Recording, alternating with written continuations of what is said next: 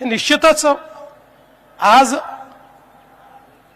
ज्या स्टेजवर आपल्याला क्रिकेट पाहायला मिळत आहे त्यात अतिशय मोठं योगदान हे त्यांचं आहे आणि म्हणून त्यांचं नाव या ठिकाणी स्टँडला देणं हे मला असं वाटतं की अतिशय योग्य अशा प्रकारचा निर्णय हा एमसीएने घेतलेला आहे। मी त्याबद्दल खरोखर एमसीएचं अभिनंदन करतो। अजित वाडेकरजी मगाशी उल्लेख झाला एक असे कॅप्टन 1971 मध्ये ज्यांनी आपल्याला ओव्हरसीज जिंकण्याची एक प्रकारे एक भेट दिली आणि वेस्ट इंडिज आणि इंग्लंड या दोन सिरीज जिंकून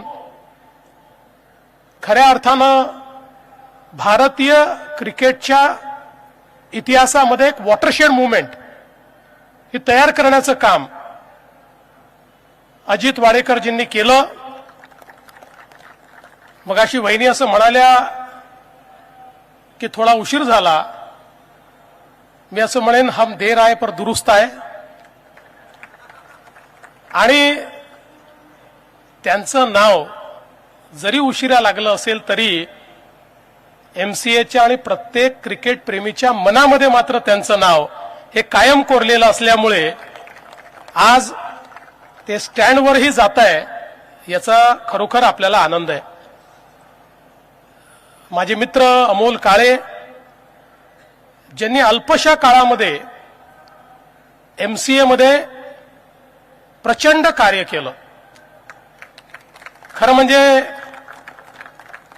त्यांच्यात हा गुण होता की ते उत्तम प्रशासक होते, अतिशय चांगले इंटरपर्सनल स्किल्स त्यांच्याकडे होते, त्यामुळे जो त्यांना भेटायचा तो त्यांचा आपला व्हायचा आणि कुठलाही स्वार्थ न ठेवता क्रिकेट करता क्रिकेटर्स करता आपल्याला काय उत्तम करता येईल हा प्रयत्न त्यांनी सातत्याने केला आणि अनेक स्वप्न त्यांनी बघितली होती। दुर्दैवाने आपल्यातनं त्यांना ईश्वराने अचानक नेलं, पण जी स्वप्न त्यांनी पाहिली होती ती पूर्ण करण्याचं काम एमसीए निश्चितपणे करेल याबद्दल माझ्या मनामध्ये शंका नाही।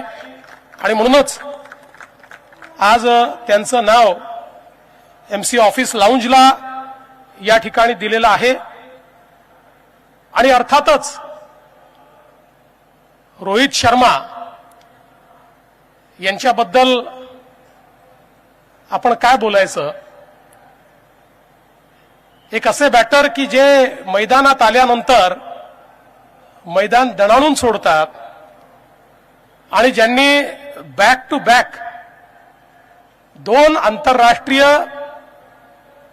अशा स्पर्धा भारताला जिंकून दिल्या की ज्या स्पर्धांबद्दल आपल्या मनामध्ये काही अपूर्ण इच्छा राहिल्या होत्या आणि त्या इच्छा त्यांच्या कॅप्टन्सीमध्ये आपण जिंकलो। आणि आपल्याला कल्पना आहे की त्यांचं जे मैदानावरचं अतिशय मोकळं वागणं असतं त्याच्यामुळेही त्यांची एक वेगळी प्रतिमा तयार झाली आहे। एक वेगळे कॅप्टन म्हणून त्यांनी एक आपली प्रतिमा निर्माण केली आहे। भारताच्या उत्कृष्ट कॅप्टनच्या मांदियाळीमध्ये रोहित शर्मा कधी जाऊन बसले हे आपल्याला समजलंच नाही, पण त्यांनी अतिशय लीलया या ठिकाणी कॅप्टन म्हणून, प्लेयर म्हणून, बॅटर म्हणून सगळ्या फॉर्मॅटमध्ये जो काही खेळ आपल्याला दाखवला तो खरोखर अतिशय सुंदर आहे। आणि आम्ही पण ही वाट पाहतोच आहोत की कधी त्यांचा एक शॉट हा थेट रोहित शर्मा स्टँडला जाऊन लागतो, तो क्षण देखील खूप पाहण्यासारखा असेल। आणि मला असं वाटतं की ही देखील एक मला असं वाटतं महत्त्वाचं सेलिब्रेशन आहे की एमसीएच्या इतिहासामध्ये जो आत्ता फॉर्मॅटमध्ये इंटरनॅशनल फॉर्मॅटमध्ये खेळणारा खेळाडू आहे त्याच्या नावाने पहिल्यांदाच स्टँड एमसीए मध्ये होतोय. So that is a rare honour which is given to Rohit by MCA which I think he deserves, which every one of us think that he deserves. आणि मला विश्वास आहे की यामुळे ते अधिक चांगलं खेळतील आणि अधिक काळ खेळतील. कारण चांगले खेळाडू हे कधी रिटायर व्हावे असं आपल्याला वाटतच नाहीत, पण निश्चितपणे ते अजून चांगलं खेळतील हा मला विश्वास आहे. खरं तर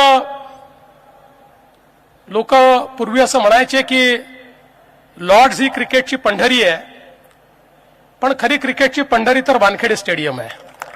आणि याचं एक अजून कारण आहे, पंढरी तिथे देव आणि क्रिकेटचा देव म्हणजे सचिन तेंडुलकर, त्याचा पुतळा वानखेडे स्टेडियमवर आहे. त्यामुळे ही जी क्रिकेटची पंढरी आहे त्या ठिकाणी हे सेलिब्रेशन होत आहे, ही खूप अतिशय महत्वाची गोष्ट आहे. पण त्याचवेळी वानखेडे स्टेडियम हे तर 50 वर्ष आपण सेलिब्रेट केले, पुढचे 50 वर्ष देखील हे सर्वात आयकॉनिक अशा प्रकारचं आपलं स्टेडियम राहील. पण त्याचवेळी मागच्या काळामध्ये अमोल काळे आणि अजिंक्य नाईक माझ्याकडे आले होते आणि त्यांनी एक इच्छा व्यक्त केली होती की आपल्याला एक स्टेडियम अजून बनवलं पाहिजे, किमान 1 लाख लोक बसू शकतील असं. आणि मी आजच या ठिकाणी सांगतो की अजिंक्यजी, तुम्ही जर प्रस्ताव दिला तर महाराष्ट्र शासनाच्या वतीनं उचित जागा तुम्हाला आम्ही देऊ. एक अजून मोठं स्टेडियम, 1 लाख लोक किमान बसतील